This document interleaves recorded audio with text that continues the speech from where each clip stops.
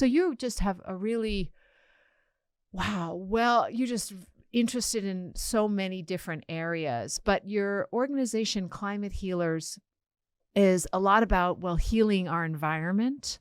And tell us how that started, because you're a very cerebral man, obviously an electrical engineer who worked on, well, as Dotsie said, improving the internet for us. Thank you for that. Both internet Don't speeds. miss dial up. But here you are with such an open heart for the environment. When did you realize that the environment was in trouble? 2005, December. Oh, what happened? I happened to see Al Gore's presentation on TV, and I was so shocked. This was his documentary.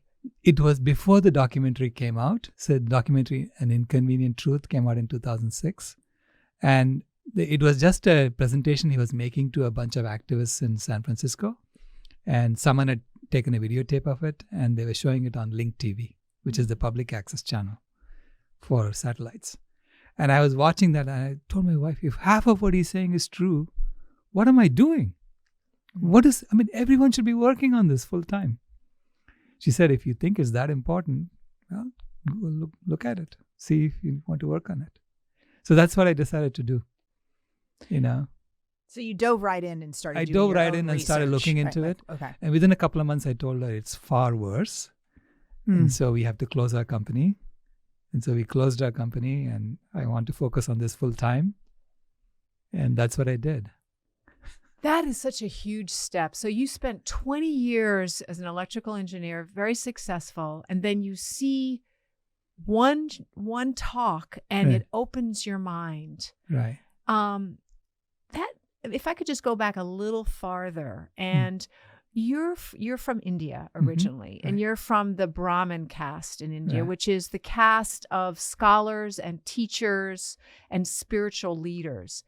Did that affect at all? Did that give you the courage to move from being a worker in something very logical to something that had such grander, soulful movement? Yeah, exactly. I had no idea it was going to be like that, okay? I mean, I was just looking at it as a systems problem. I'm a systems engineer. I'm an electrical systems engineer, but mainly a systems engineer, meaning I look at a problem, I look at every way in which it can be affected and see how can you devise a solution for that is robust, that no matter what happens, it will still work, right? That's my specialty. That's what I do. And I looked at this as a systems problem. So I was looking at it very cerebrally initially, right? And I said, yeah, this is probably the most complex systems problem around. And I want to devote my life to make this work, to solve this problem, right?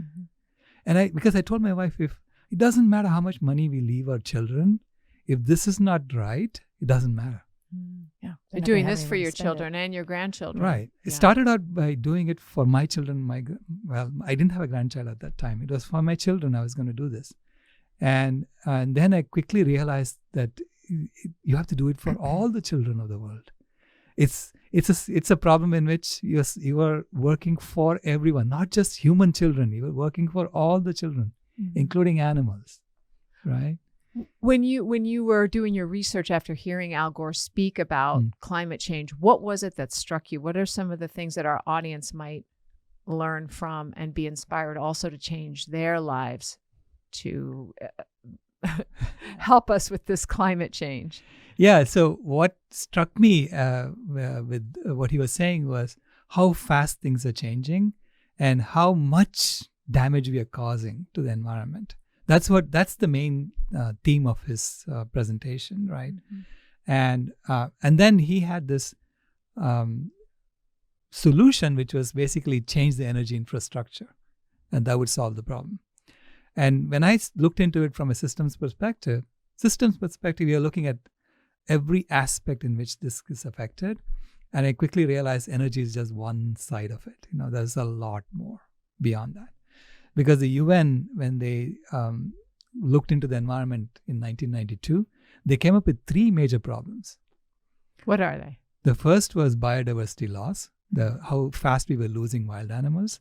The second was ecosystems collapse, Because as you kill all the animals off, the entire ecosystem dies. So you become a desert. It becomes a desert. And the third was climate change. Okay, those were the three major problems. And then I started looking into, okay, if you're addressing all three together, what is the number one thing you should do?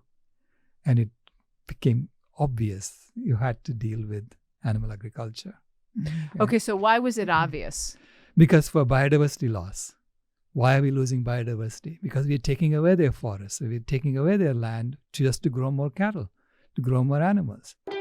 So thank you so much for tuning in today. If we helped you in any way, then click the subscribe button and let's keep hanging out together. We have so much more to share with you. And if you need more information on actually making the switch for good, please visit us at switchforgood.org for loads of info. And you can subscribe to our mailing list where you will receive all sorts of super cool gifts, discount codes to our very fave dairy-free products, and a lifetime of powerful health tips. So join us on the journey to switch for good. This is the future.